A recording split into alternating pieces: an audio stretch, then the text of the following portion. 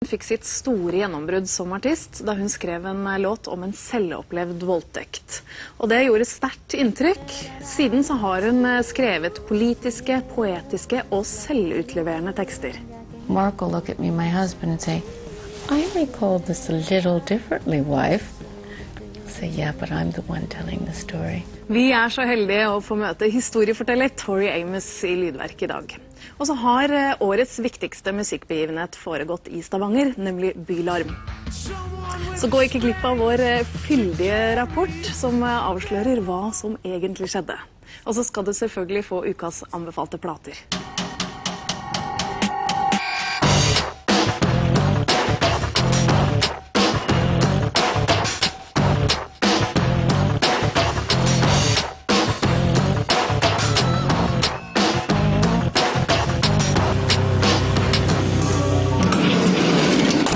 En av de kvinnelige artistene som har solgt mest, det er Tori-Amos. Hun er kjent og elsket for sine følelsesladde sanger, og kanskje også hatet litt for dem, fordi folk synes jo at det er litt slitsomt at hun er uttalt feminist, og også veldig mye smerte innabords.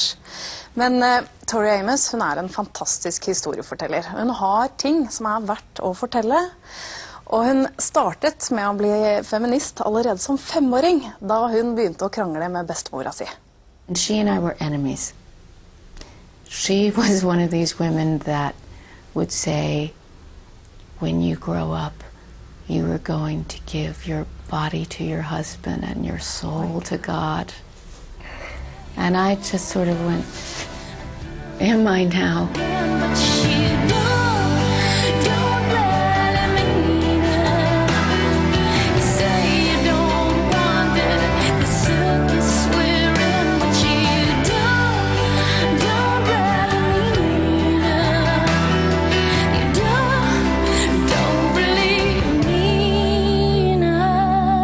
Therefore, as a young girl, I knew that it was, this was war of ideologies.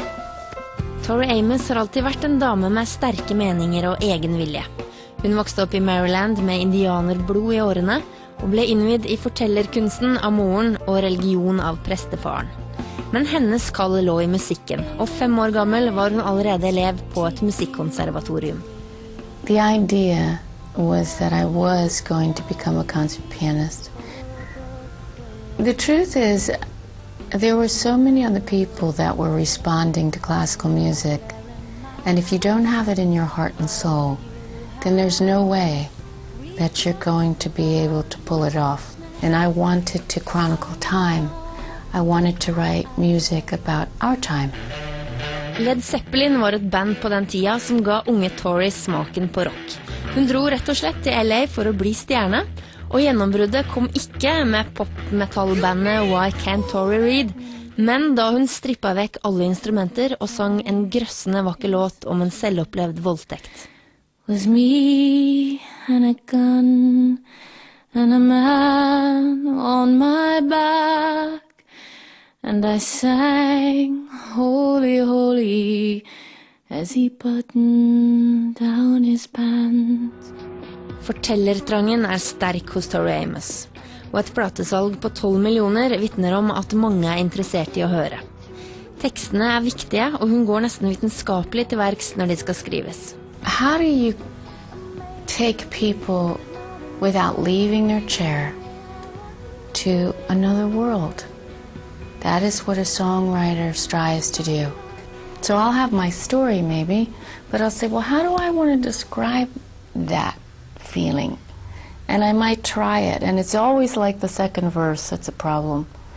And I might have rewritten it 7 times, and then I'll say, well, wait a minute, that feeling can be described by what it feels like when your feet crush in the leaves in the autumn, and you hear that crunch, and you don't have your shoes on, but I need to say this in 3 words. Do you see? So that is how you push yourself as a songwriter. You said, like a good book, I can put this deep in. Let's slow the fairy tale with you. Let's slow the fairy tale. Let's slow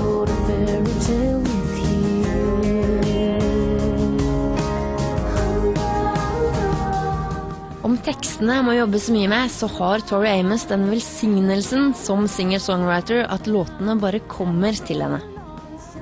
Even if I wanted to not write music, I would hear it. I hear it when I'm supposed to be paying attention, doing all kinds of other things. And I hear it. Right now? Yeah, maybe. I did for a moment, something coming through the window when I looked at the light against the dome, and you just start to hear a little melody. Run into the henchman, that silvered and woolen. He did it right quickly, a merciful man. She said, "Plus one is two," but Henry said that it was three, so it was herein. The songs are alive. I've always said that.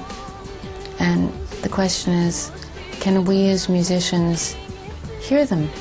Certain experiences I've had and the way that I've been indoctrinated into life has me hearing and seeing songs a certain way, different from, say, Eminem, for example, who hears them very differently than I would.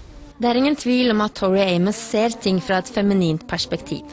Men de som skygger unna musikken hennes fordi de tror budskapet så innmari feministisk hele tiden, de må slappe av litt grann.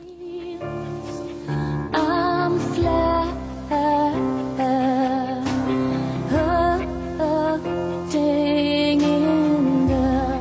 I also think that really basically the songs are about relationships. Whether it's a friend or a lover. 1,001, that's what it is. Storytelling works partly because the narrator who's telling the story, it has to work from that viewpoint. So sometimes, Mark will look at me, my husband, and say, "I recall this a little differently, wife."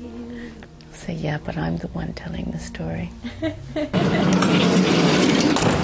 Tori-Amos nye plate, den kommer 21. februar, og så kommer det også en bok, Tori-Amos Piece by Piece. Og der snakker hun masse om hvordan hun lager musikken sin, og så blir det selvfølgelig feminisme og mytologi som hun elsker, så dette noe for fansa.